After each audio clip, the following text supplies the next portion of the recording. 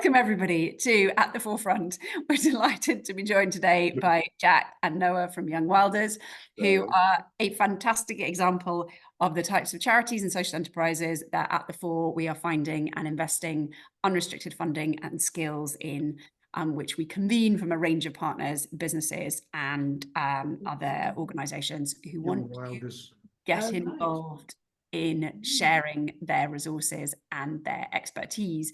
Please, could I request that everybody goes on to mute who isn't yet speaking? Thank you.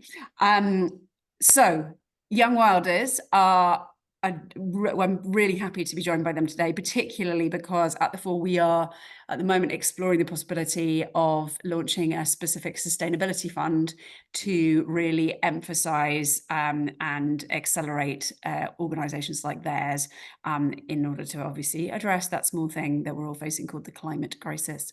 But Youngwilders are a fantastically energetic organisation that was only founded in 2022. So are you a year old? Yeah, you must be a year old, but you're not 2 years old yet. Yeah, 2-year birthday is coming up in a few weeks. Yeah. And Noah and Jack met a few people and realized that there was a massive market for this, basically, and particularly as well in terms of providing volunteering opportunities for young people who were really concerned about environmental degradation, but didn't know how to go about helping them. They have huge demand, as I mentioned, from the landowners, and there is also lots of demand from young people, so they are looking at getting bigger. But I will now pass over to Noah and Jack to ask you, could you just tell us a little bit about yourselves and your background before we talk a bit more about what you're doing? Definitely. Yeah. Well, firstly, it's a real pleasure to be here. We're huge fans of the Fore. We speak about it often. It's pretty weird, actually, how into it we are. And also, we love that you're going into the kind of taking the environmental side of your work and like trying to kind of build that. That's obviously fantastic news from our perspective. But yeah, in terms of our individual stories, I've always been very into nature. Mumsy used to take me on like bird watching walks when I was younger and all that kind of cute stuff. But I don't think I ever considered it to be like my professional calling until only a few years ago, I would say. I finished university and worked as a chemical pollutions researcher. So still not in the rewilding world, but kind of in the environmental world more broadly. But as a kind of subplot in my life was like really getting stirred by like rewilding as like an idea and just being really drawn to it. But at this point, still not super dialed into like the lack of youth engagement and all these other ideas that we've kind of been working on more recently. And we started Youngwilders as a kind of hobby project for a few years where we just wanted to do the nature recovery stuff. And then as we'll get into later, we noticed that there were these kind of aspects of the broader nature recovery landscape that weren't being adequately addressed. And we felt like we were well placed to do those things. And then those thoughts kind of eventually compounded us into like the professional organization that we are today. I'm Noah. I guess my background before doing Youngwilders, just like a couple of years doing some more technical work for like a river restoration engineering company, which I learned a lot, but was always doing projects that were associated with like a large housing development and, you know, fixing one bit of a river because you've destroyed another bit of the river down the road. But I took as many skills from that as I possibly could and jumped ship to join Youngwilders as soon as it was possible. At that point, it was just me working on it, and it was like progress was slow, but yeah, things are picking up, which has been great. So yeah, tell us more about the problem that you're fixing and why Youngwilders is a interesting and unusual to that problem. Yeah, definitely. So I guess the kind of most obvious one that people are pretty familiar with is the ecological crisis, and specifically in the UK, where the stat that we use often to demonstrate this is that we're in the bottom 10% globally in ecological intactness, which is pretty horrifying if you spend any real time mulling it over. I think we've spoken before about how when you see how green the UK countryside is, I feel like we often kind of convince ourselves that things aren't as bad here as some other countries where maybe you see photos of rivers full of like plastic bottles or whatever it is. But actually we're amongst the worst in the whole world, totally devastated our landscape. So that's obviously a massive motivating factor as to why nature recovery work is really important in the UK context. And then the other angle that we'll yap about a bunch more is the youth engagement stuff. And the stat that we often use for this is from groundwork, and it says that 80% of young people want to be involved more actively in the environmental movement, but only 1 in 5 feel like their voices are being heard or that their urges are being adequately adhered to. So I guess we have this sort of like, there's loads of work to do, loads of nature recovery work to do. There's a lot of young people who really want to do it and currently don't feel like they can, or that there isn't a straightforward way to kind of get into the space. And I guess we just want to kind of connect those two things and hopefully get young people involved and accelerate the nature recovery simultaneously. So tell us a bit more about exactly what you do and some of your projects. Yeah. So yeah, the main way we've been doing that so far is by running these kind of like small scale youth-led nature recovery projects all around the UK. And they're normally under 100 acres, a few fields. And so far we're doing woodland creation, wetland creation, grassland restoration, like more traditional rewilding projects. But the USP is always that they're like youth-led projects. So from the planning to the implementation, it's all being run like by and for young people. Yeah, we have everything from like tree planting volunteer days to more like substantive shadowing of how to do mapping and modeling and awesome. So basically we're kind of getting young people involved in every single stage of the project rather than being something tacked on. So can you both give me an example, give me your favorite project that you've done so far? Oh God, you don't have to choose the same one, choose different ones. No, I'm sure it's like people who say to me, so what's your favorite charity that you No, it's so and good. Actually, I do. Between your children. I can't recall the time that we've been asked that. I've been waiting for this moment. I'll go. This is maybe slightly cheating because although we've had this project greenlit and we have some funding for it, we haven't put spades in the ground for it yet. But one project which I kind of feel myself really drawn to and excited by is we're doing a wildflower meadow in Angel in central London. It's like by a distance our most urban project. Well, at the moment it's our only urban project, and it's like obviously in zone 1, which is just absolutely insane. And the amount of land that the wild meadow is going to take up is roughly a squash court added together. So it's really not huge ecologically. We're not going to be changing the game in terms of like number of pollinators in the UK or anything like that. But the thing that we do really love is that we take like nature connectedness really seriously. And that's why we only work on sites where there's public access, where there's a public footpath going through and stuff, because it's all where we want to do this work, but we want people's relationship to nature to also benefit from the kind of stuff we're doing. So obviously the foot traffic in this park, Duncan Terrace, is unbelievable. I think we've been trying to estimate, but we're basically making it up. But it's in the hundreds of thousands a year compared to other projects we have where it might be like 20 a year. So it's a completely different ballpark, obviously. But I think we're just really excited to bring a slice of wildness to the center of London, put some info boards up to explain like the rewilding movement and why this kind of work is really important. And then we're also going to be working with local schools to install and manage, and then also do like butterfly counts and cute stuff like that. So I think, yeah, I'm excited about that one, I would say. Yeah, that's really cool. Okay, I'll go for a slightly different project for mine. I think my favorite is this project called Pounce Hall, which we're doing in Essex. And maybe just my favorite because it's been my baby. And we're doing there is that's around 20 acres. It's like 3 large fields.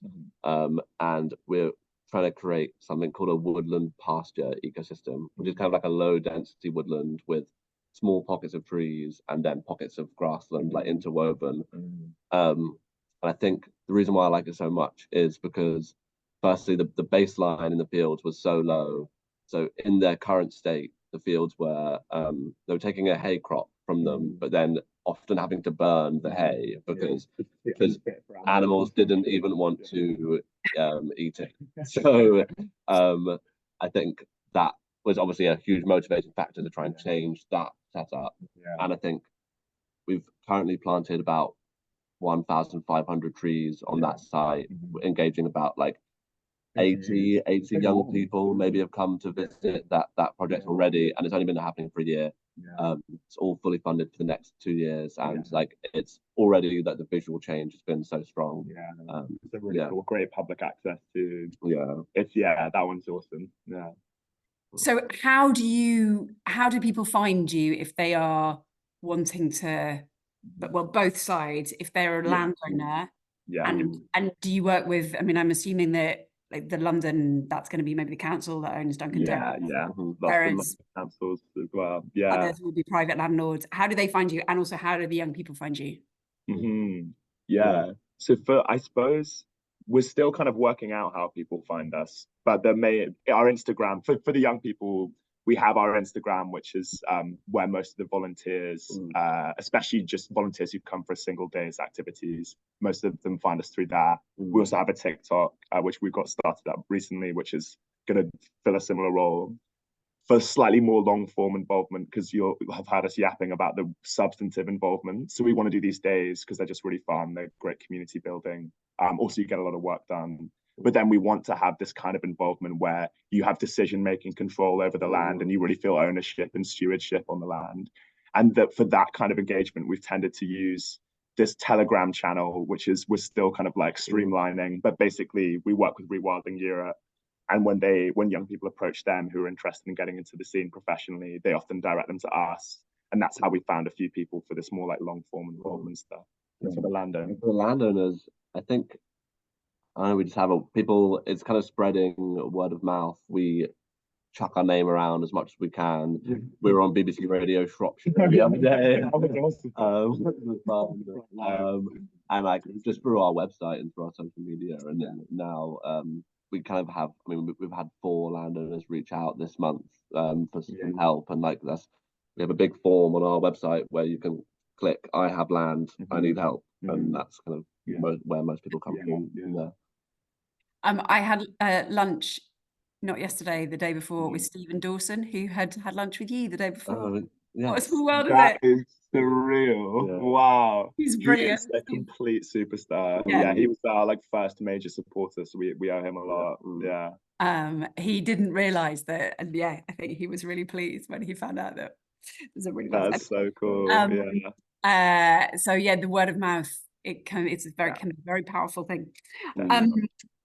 So just in terms of the numbers of projects you're doing at the moment, and the numbers of, just to give everybody a sense of the scale of how many projects have you worked on, about how many you're doing this year, and how many young people are you, because 80, that's a huge number of volunteers. We're currently working on around 10 projects, which kind of range in how much we're involved. Some of them are advisory, some of them we're like completely in charge of all the management of the land. And our total acreage is around like 300 acres that we're involved in. Before we get more specific figure, but it'd be between 250 and 300. And so far we've engaged in person with over 500 young people, and online with, a few thousands. It's not bad for less than 2 years old. That feels good. It feels really good. A lot of the sorry, no, you go. No, keep going. I was just gonna say, a lot of our engagement this year for in-person stuff is going to be outside of specifically the kind of ecological projects that we've been doing. So for example, we're doing like a field skills course over the spring, which our new lead ecologist Meg is leading, where we're going to be like getting a bunch of young people down to one of our sites, Maple Farm, and hoping to kind of massively upskill them in the different kind of skills you need to be successful in conservation. I guess it's part of this broader dream of building like an army of kind of inspired, energized, upskilled young people who are ready to kind of change the game in the UK for nature recovery stuff. That sort of, I'm going to jump forward to ask some of the questions I was going to ask you later, because So I've heard from some of the other charities that we've worked with, or we are working with, who are in the sustainability space a bit, some of them and working in other areas as well, but that this whole, there is, there's huge amounts of conversation about the green economy and where we're going, but it has been raised that the workforce, we're not creating a workforce that is ready to be agree they haven't got the skills. Would you agree with that? And yeah, I mean, it sounds like you guys are going to be playing a potentially vital part in upskilling. Yeah, we definitely love to. Yeah, I think there's definitely like a major green skills gap in the economy at the moment, and specifically ecological skills, but also just like we found that having the project management skills, community engagement skills, they're all vital in ecological projects going forwards. I think we're trying to give people a bit of a well-rounded like education of everything that goes into these projects. I think there are a lot of people with very specific ecology knowledge that maybe don't know how to what's the word? Just like really do anything with that knowledge. So so you're almost saying that you've got lots of scientists, but you need much more of the other skills that are all around. Definitely. This is 100%. This has been it's a problem that I think's especially pronounced in the conservation sector, but there's lots of like really passionate people who have a lot of maybe not, as we were just saying, there's a bit of a skills there, but we do meet loads of young people who are really dialed in on specific things, like maybe it's newts or something, and they absolutely love it. All the passion's there, all the energy's there, they've got total knowledge of it. But to get stuff done, to be like a mover and a shaker, if you will, there's a whole set of other skills which I don't think have been like adequately imparted, at least to like our generation. I'm not as familiar with how things have happened previously. But for example, like, I mean, it feels a bit sinister, but just like how to convince people, like how to make an argument, how to make people feel like they're being listened to, and how to actually listen to people, crucially. There's like lots of, I guess, kind of like people skills kind of undersells it, because it's bigger than that. But there's, I guess, where we have this vision of like, while we're doing this kind of field scale stuff that we just mentioned, we also want to get people much better equipped to handle all the kind of craziness that you'll have to navigate by trying to get these projects done, basically. Yeah, and I think that, but often a lot of young people are kind of turned away from the sector because they sign up for a volunteer day with their local wildlife trust, and they're the youngest person by 40 years at the volunteer day. And for a lot of people who are struggling to find community and wanting to do this work. And I think by saying that, like, look, our projects are just for you, like you, whatever you want from this, like, we'll make it happen. And like people have been making great friends and inspiring each other to really like make a difference in the sector. That's been a really awesome part of the job. It's really and lovely, especially kind of post-pandemic. People really want to we're really noticing that people want to get out and do things in person together. 100%. But the skills thing is, I in some ways it's probably not that surprising, in that you've been taught, as you know, when you're at school, it's like, oh, if you're really interested in the environment, become a climate scientist or become a scientist about it. But actually, you don't need to have studied it to do something that has real impact if you care about it. The environmental sector needs really good marketers, needs really good so much more almost than any other sector, much but no, that's a really interesting observation for us to think about as well, in terms of how we can connect skills in with sustainability charities, because you clearly need them as much as everybody else does. For you guys, what do you think your greatest challenges are at the moment? So one thing which we kind of count our blessings on, and is that, this is kind of a non-answer, but I will get around to the actual answer. One problem that we don't have, which like has been a problem previously, is like the hearts and minds of the public.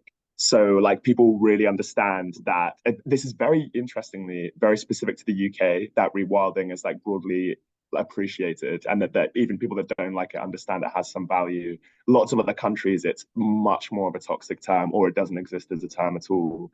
And then historically in the UK, in the conservation sector, working in it was a bit of a conversation ender, or if someone next to you at a dinner party was working in that sector, you might shuffle like twice to the other side or whatever. But I think it was just generally like seen as a bit of a quirkier thing, maybe. But now I think that there's a much broader societal understanding of its importance, and like the kind of people are buying into the romance of it and all that kind of stuff. So I guess convincing like large swathes of the population isn't something that we have to do, and we've got our conservation forefathers to thank for that. So that's pretty awesome. In terms of challenges specifically, for us we're dealing with, I guess we kind of touched a bit on the demand situation, which is a really lovely problem to have, obviously. But we've got, like Noah mentioned, we've got these landowners, kind of a backlog of interested landowners. And we have nearly 500 people that have signed up to volunteer with us on our website. Some of them offering like 2 days a week to do like really tedious technical work, which would be fantastic for us. But we have like, the demands there, which is wonderful. But then like actually like getting that together, because we're so small and we're constantly working on projects all the time, we just often don't have the kind of headspace or time to like fully activate these like potentials. I think the challenge of being like a youth-led organization also has been, so our whole team is under 30, and we it's trying to grow. Well, we've grown from 2 to 6 staff in the last like, couple of months. It's been awesome. And I think managing that growth is been a bit of a very new territory. There's a lot of working it out as we go type stuff, which sounds kind of fun and whimsical, but actually involves a lot of like painful mistakes in practice. No, absolutely. Building the plane while flying it. Like, we still feel like that ourselves. It's really, and it can be, and you feel so. It can be hard to be able to distance yourself from things when they go wrong, because you feel like, oh, it was my fault, I should have known that. And that really, and especially when you're as busy as you are, you can't know everything. If you've had the time to think it through, and you had 3 days to workshop the idea, you might have thought of the problem, but what one of the things that you're using, or you're really wanting to address with the support that we're giving you, is the diversity of the young people that you're working with. Do you want to talk a bit more about the challenges around that? And definitely. Do you want to go? Yeah, I think that the environmental sector, and just to be honest, the outdoors in the UK is a major diversity problem, which is obviously in part just like because of the makeup of where different populations live in the UK and how people are concentrated in cities. But I also think there's a welcoming thing there. Like, for example, we've hosted events in the countryside where we've been taking people out who maybe not spent much time there, and then ended up getting shouted at by landowner for not closing a gate or whatever it is. Because like basically. I think that it can be quite a scary place for people who've not grown up visiting the countryside. There's a lot of unwritten rules that you have to learn.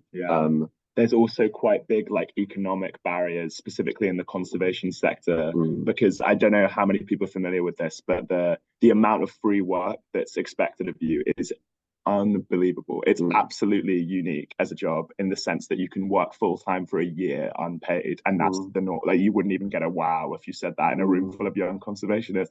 It's absolutely mind-bending, and if any other sector did that, people would be getting arrested. But for some reason, it's just standard practice for us. And so so obviously that's ridiculous for all kinds of reasons. But then that massively filters the kinds of people that can get involved. If you're from any kind of lower socioeconomic background, just working in conservation is instantly off the cards because of that, which means there's so much talent that's not coming through. There's so there's so many ideas we're not getting, so much momentum and energy that's just completely like ruled out straight off the bat, which is a real shame. But obviously we're a small organization, so there's only so much we can do about it. But what we are trying to do about it is taking access really seriously. So we recently hired, thanks to the Fore support, an engagement officer whose whole job is to increase the diversity of the people that we're engaging with, get more people from underrepresented groups to come to our days and to be more involved in that long form stuff we were yapping about. And also like slightly change the face of conservation, because like just things like photos of people out in nature traditionally there's been a lot of Caucasian people kind of doing their thing with a big smile and a spade and stuff. But if we just like try and diversify our days a bit and just let people know like you can do this, like representation consideration there, I guess that really helps too.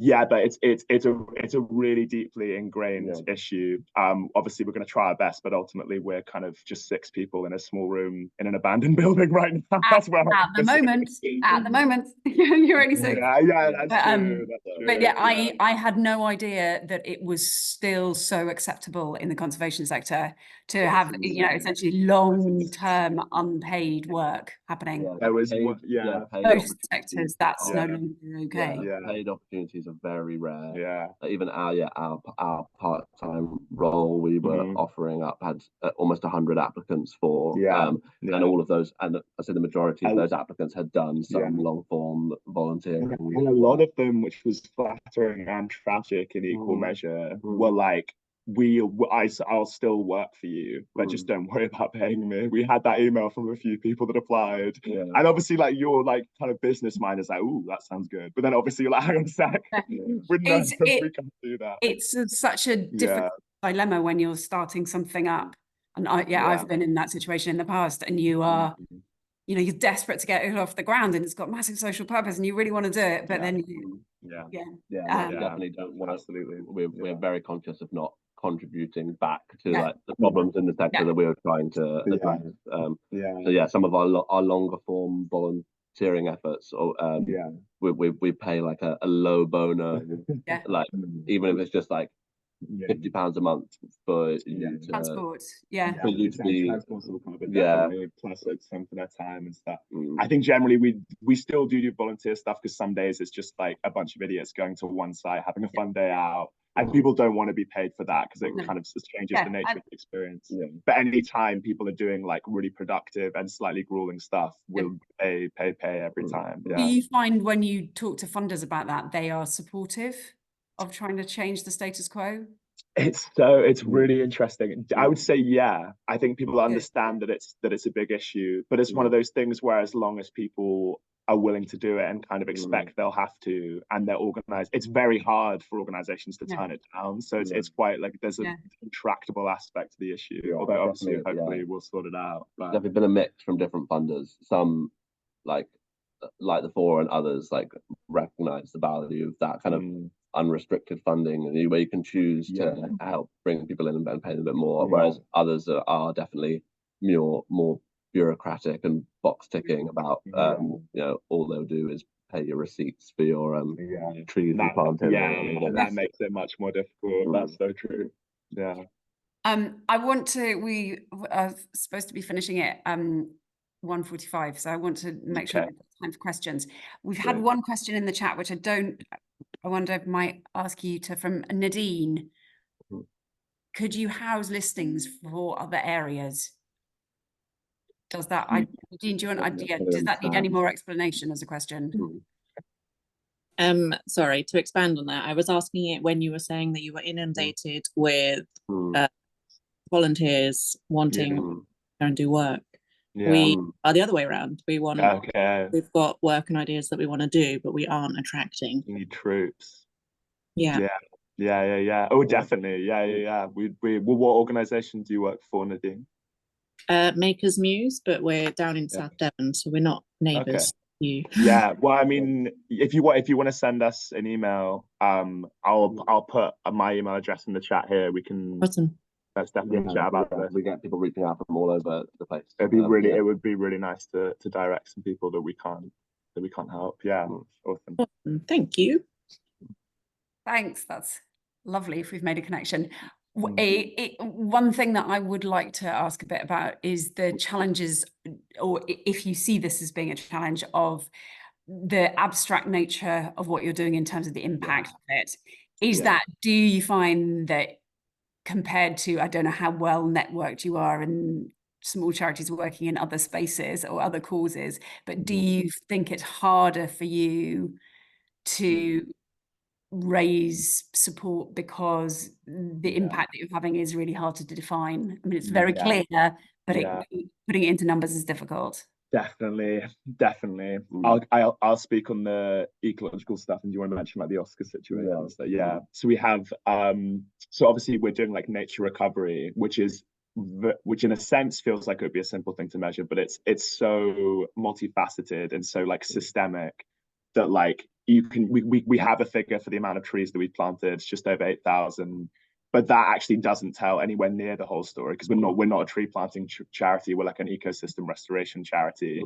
And we've found, I guess, the best way to measure stuff is just with photos. It's not as crunchy, so it's maybe less impressive to certain kinds of funders, but it definitely tells the story better than you could with numbers, which is just like seeing the messiness and dynamism, and that just wasn't there previously. But definitely that's been really difficult. I think there's so many different things you can measure when looking at an ecosystem, from like soil, carbon, insect life, birds, botany. I mean, resistance to climate change and all these. I think we need. There's a whole thing of what does a healthy ecosystem look like. But we're trying to expand a bit of those things that we measure. But it's definitely, if you're a organization exists to protect a certain type of flower, you can just measure that one type of flower.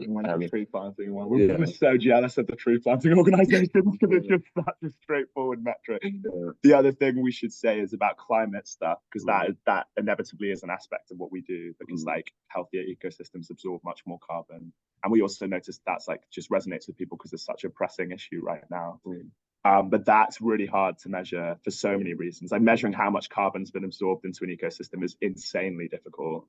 There's like vague kind of metrics you can use based on like tree numbers and like soil depth and stuff, but it's definitely more of an art than a science. And then also telling people all you can do after that point is give people a number and say like this much carbon's been reduced in tons, but it's not like that satisfying a thing ultimately. There's no like story you can tell of like a carbon that was like on the site and then got absorbed by you know what I mean? You can't do it like and it's now a happy carbon and before it wasn't. So it's really difficult. I say the same thing with youth engagement statistics.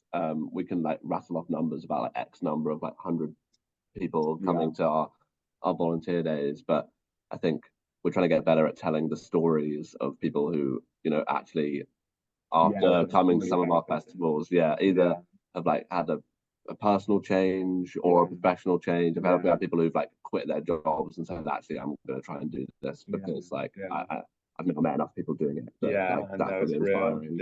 And trying to measure community is a very big challenge. Do you find that the people that are funding you are sympathetic to the fact that it's so difficult or are you definitely trying the same kind of impact? I mean, or does it mean you don't apply for certain types of funding because you just won't be able to give them the impact measures they want? How does it affect that? That's a great question. I think to date we definitely have been lucky in a few funders who are giving us the benefit of the doubt, or the fact that we're a new organization with more of an exciting idea. So we've only really been able to work with people who we really kind of strongly align with on the values of that. We've never had to like super convince someone, I would say. But I think that now we're coming up to our second birthday. I think we've got a whole we've currently got a researcher on board to help us better measure some of these more intangible things. So hopefully by the time our second birthday comes around, we're going to have something to share. That's the dream. It's definitely, I think it's something that's really hard for the sustainability sector, if to bucket it under that label, if that's acceptable. Because in comparison to number of kids that now know how to read, or unemployment that weren't in employment before, you don't have that kind of categoric measure. Definitely. And often the stuff we're doing is so slow, like that ecosystems take a long time to bounce back. So like for the first few years you won't even expect anything interesting to happen. And then also like we're trying to build this legion of inspired kind of young nature conservationists, and like you can't just do like 2 classes and then they're ready to rock. Like that's also a long form thing as well. So I guess that's another aspect of the challenge there. Are there any other questions or comments that people who are listening might like to make, and observations that they have on any of these particular questions, or something totally different? If there's anything, please do jump in, anybody, but I've got more questions. In terms of where you're going as an organization, what do you feel really isn't, I mean, you mentioned when we spoke before about support for leadership development. Is that something that you, have you met others in similar situations who are finding it just, it's like, where do we go to learn how to do this? Because clearly, you know, we've never done this. I think it's like, the way we see is that kind of like learning by doing philosophy of actually like getting a set of young people and giving them a real substantive ownership over a parcel of land or a stretch of hedge or a stretch of river, which, I mean, I don't know any young people otherwise who are landowners. That's not something that's like generationally done. So I think like that's the bit that at least I find really interesting, really inspiring. It's like flipping the table a little bit and giving them the responsibility and like letting them learn that way. Obviously like with some help from with as much help as they want. But I think we were originally just a group of friends who wanted to do this on one site, and we were very lucky to convince someone to let us do that. And we learned a lot of lessons. Learn a lot of things the hard way. Things that you couldn't have learned if it wasn't the hard way, I guess. Trying to give that opportunity to as many other young people as possible. Definitely, like a big goal of the organisation. Do you get much help or interest, or kind of are they coming to you wanting to partner from much bigger environmental organisations? We've had a lot of help from a lot of amazing older conservationists who like a lot of have been really good to us. The Tree Council have been really good to us. Few wildlife trusts have been amazing to us. Most of the regional wildlife trusts in the areas of our projects will give us support and check our working, I guess. Which has been really great. That has been great. I think one of the curses, so we're like Youngwilders, although increasingly less so for me, and we're becoming an aged prince, unfortunately. But within 2 years, so our cap is like 30 in terms of like 18 to 30 is our target age range. So we have this thought that we're gonna kind of retire when we turn 30 to the board or whatever. I think that's really fun. I think our USP in the broader ecological scene is that we're youth-led and we've got that kind of energy and we've got those fresh ideas, and we want to keep it that way, basically. But the inevitable catch with that style of organization is that there's like huge amounts of wisdom that people have gathered over whole careers that we don't at least have immediate access to. So whenever wise souls do kind of knock on our door or vice versa and they're open to chatting to us, obviously we're like very keen to harvest as much wisdom as possible. But yeah, it's kind of a gift and a curse being so like youth focused, I guess. Youth Leads is one of the another charity in our portfolio. I don't know if we have with exactly the same challenge, but also the opportunities of it are fantastic. But no, I'm really pleased to hear that the kind of lots of the more established big environmental organizations are so supportive, because I think that in other sectors, some of the charities we back don't necessarily find that. They'll be seen as being competition. Which is a shame, whereas it sounds like people are kind of embracing you and wanting you to succeed. I think so. I think a big part of that, I'm kind of making this up on the spot right now, but I'm just wondering why it would be different for us. And I think it's because the momentum in the broader movement is so high right now that there isn't so much of a like zero-sum game attitude, and everyone's just like, this is amazing that you're doing this. Like there's, you know what I mean? We're in like the golden era, so to speak. So I imagine that plays some role in why everyone's been so generous with their time and stuff.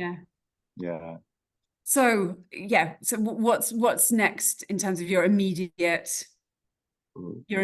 activities and goals, and just to sum up, and is there anything that you'd like to say, to kind of say, you know, come join us, or direction?